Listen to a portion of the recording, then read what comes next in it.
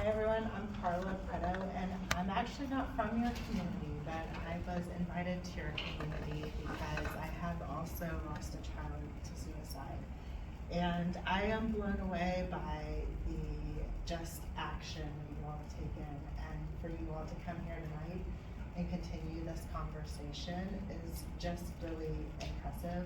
And for all of you young people to be here and lend your voices and your input into this, I think that is really the key thing to moving us forward as a community. So thank you all. Really honored to be here. So I'm going to start out.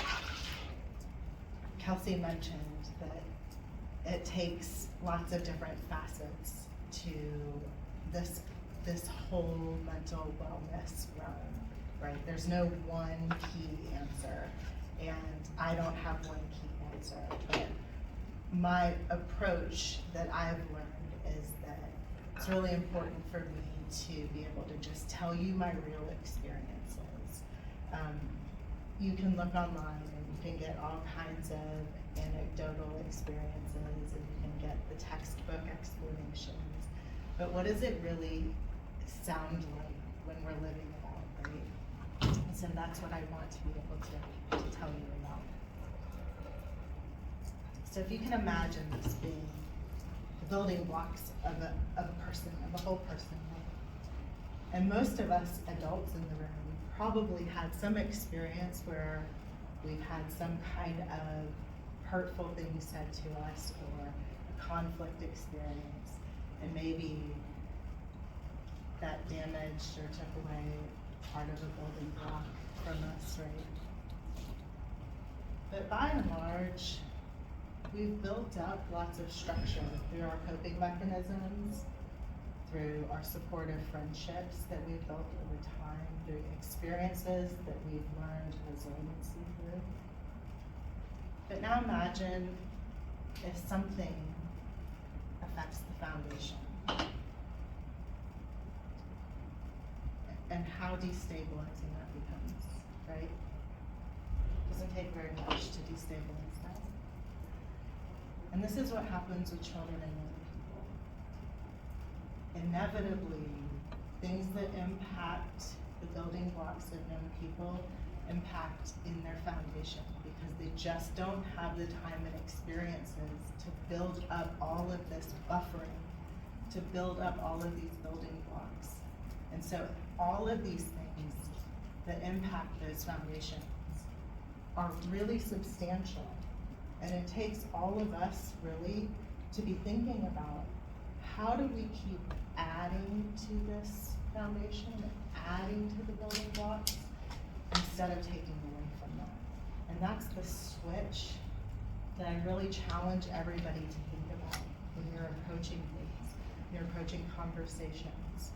Always have it in your mindset, how do I build somebody up, instead of, am I potentially taking away from this person, right? And so we have lots of efforts where we hear about talking about mental health and educating people around it.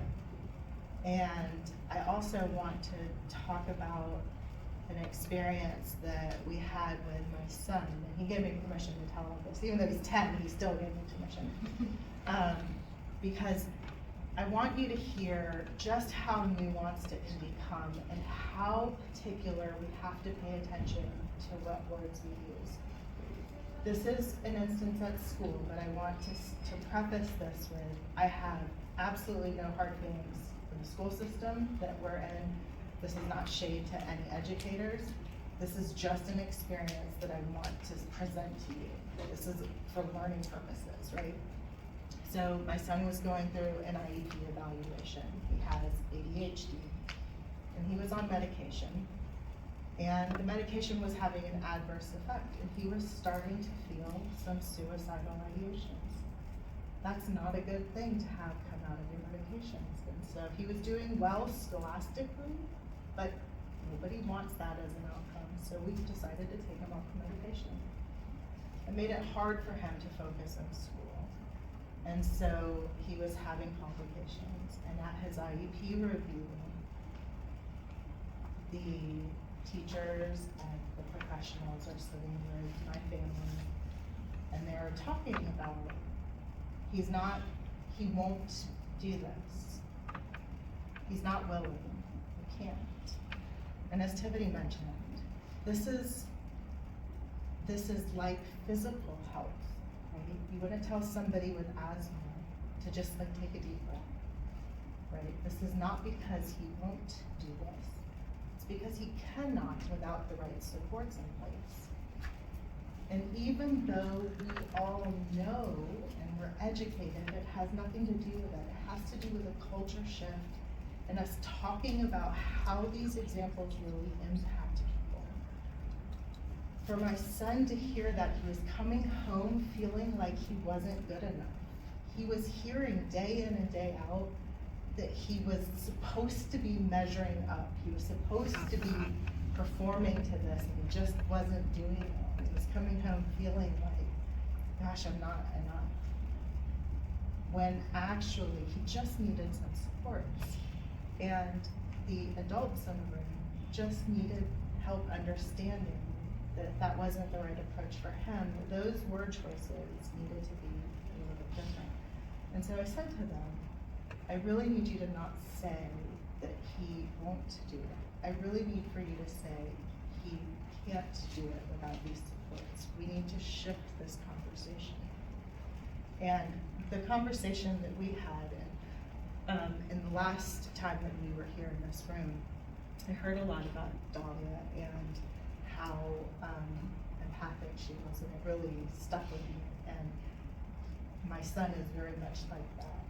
And in between that time, he came home and he told me a few weeks ago how, and he's going into 5th grade, he told me that in kindergarten, somebody told him he was fat.